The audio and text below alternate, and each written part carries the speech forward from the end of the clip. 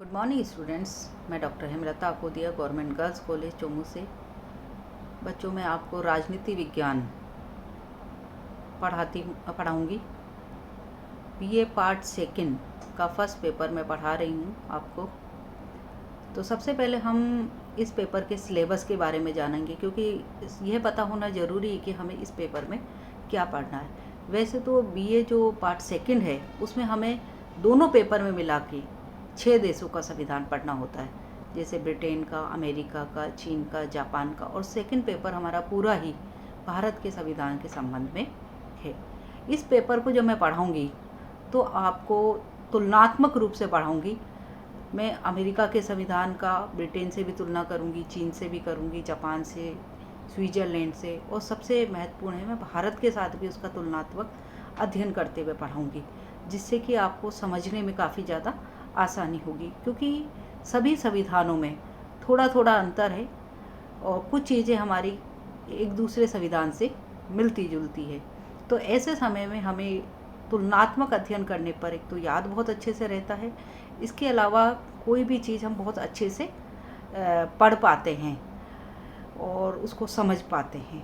तो जो हमारा बीए पार्ट सेकंड का जो सिलेबस है फर्स्ट पेपर का, वह 3 भागों में विभाजित है। उसमें जो पहला यूनिट है उसके अंदर हम ब्रिटेन के संविधान के बारे में पढ़ेंगे। ब्रिटेन के संविधान का जो विकास है, महत्व है, उसकी विशेषताओं को जानेंगे। साथ ही साथ हम ब्रिटेन के संविधान की जो परंपराएं व अभिसमय हैं उनके बारे में पढ़ेंगे। ब्रिटेन का जो सम्राट और राजमुकुट है उसके बारे में हम पढ़ेंगे। ब्रिटेन का कॉमन सभा, जिसे कि हम ब्रिटेन की जो संसद कहते हैं, उसके 2 सदन है, कॉमन सभा और लॉर्ड सभा, तो इन दोनों के बारे में भी हम पढ़ेंगे। ब्रिटेन के विधि के शासन तथा न्याय व्यवस्था के बारे में भी हम इस पेपर में के फर्स्ट यूनिट में पढ़ेंगे। ब्रिटेन की नौकरशाही, या हम ये कह सकते हैं लोक सेवाओं के बारे में भी इस पेपर में जानेंगे, तथा साथ ही हम ब्रिटेन की जो दलीय प्रणाली है उसके बारे में पढ़ेंगे। ये हमारा पहला यूनिट है। ब्रिटेन का संविधान और भारत का संविधान काफ़ी कुछ मिलता जुलता है, तो जब मैं ब्रिटेन का संविधान बताऊंगी तो साथ ही साथ दोनों का कंपैरेटिव अध्ययन भी करूंगी, इसलिए इससे आपको समझने में भी आसानी होगी और सेकंड पेपर भी काफ़ी ज़्यादा जब आप पढ़ोगे तो वह आप बहुत अच्छे से समझ पाओगे। और दूसरा यूनिट है उसके अंतर्गत हम अमेरिका के संविधान के बारे में पढ़ेंगे। आप जानते हैं ब्रिटेन का संविधान में संसदीय व्यवस्था है, तो अमेरिका के संविधान अध्यक्षीय शासन प्रणाली पर आधारित है। तो जो अमेरिका का संविधान है उसमें सबसे पहले हम पढ़ेंगे अमेरिका के संविधान की विकास, उसका महत्व तथा विशेषताओं के बारे में। इसके अलावा आप जानते हैं शक्ति पृथक्करण का सिद्धांत काफ़ी ज़्यादा महत्वपूर्ण है, और विश्व में ये शक्ति पृथक्करण का जो सिद्धांत है सबसे पहले अमेरिका ने अपनाया है। तो हम अमेरिका का जो शक्ति पृथक्करण का सिद्धांत है उसके बारे में पढ़ेंगे और उसके नियंत्रण व संतुलन के सिद्धांत के बारे में भी पढ़ेंगे। अमेरिका की संघीय व्यवस्था, अमेरिका के राष्ट्रपति का पद, अमेरिका के राष्ट्रपति का मंत्रिमंडल, अमेरिका की जो संसद है उसमें हम प्रतिनिधि सभा, जिसे कि हम कांग्रेस कहते हैं, उसके 2 सदन है, प्रतिनिधि सभा और सीनेट, उन दोनों के बारे में पढ़ेंगे। इसके अलावा अमेरिका की जो संघीय न्याय प्रणाली है उसके बारे में पढ़ेंगे, और अमेरिका की दलीय प्रणाली के बारे में भी हम इस पेपर में पढ़ेंगे। तीसरा यूनिट है उसके अंतर्गत हम चीन, जापान और स्विट्ज़रलैंड के संविधान के बारे में पढ़ेंगे। स्विट्ज़रलैंड आप जानते हो कि वह प्रत्यक्ष प्रजातंत्र का घर कहा जाता है, और आज भी वहाँ के कुछ कैंटनों में प्रत्यक्ष प्रजातंत्र पाया जाता है। तो थर्ड यूनिट के अंतर्गत हम स्विट्ज़रलैंड के संविधान के विकास, महत्व व विशेषताओं के बारे में जानेंगे। स्विस संघीय व्यवस्था, स्विस संघीय परिषद, स्विस संघीय सभा के बारे में पढ़ेंगे। साथ ही स्विस संघीय न्यायाधिकरण यानी न्यायपालिका के बारे में पढ़ेंगे। इसके अलावा स्विट्ज़रलैंड का जो प्रत्यक्ष प्रजातंत्र है उसके बारे में हम जानेंगे। इसके अलावा हम स्विट्ज़रलैंड की दलीय प्रणाली के बारे में भी पढ़ेंगे। इसी थर्ड यूनिट में हम जापान के संविधान के बारे में भी पढ़ेंगे। जापान के संविधान का विकास, महत्व और विशेषताओं के बारे में जानेंगे।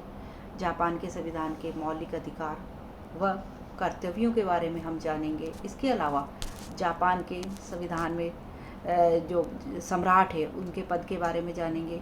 जापान में मंत्रिमंडल यानी कैबिनेट व प्रधानमंत्री के पद के बारे में जानेंगे। जापान की संसद को डाइट कहा जाता है, तो हम जापान की संसद के बारे में पढ़ेंगे।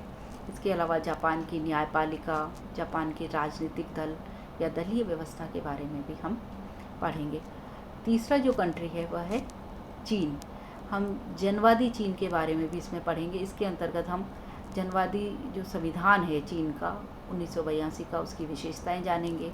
मौलिक अधिकार व कर्तव्यों के बारे में हम पढ़ेंगे और राष्ट्रीय जन कांग्रेस और स्थायी समिति के बारे में पढ़ेंगे।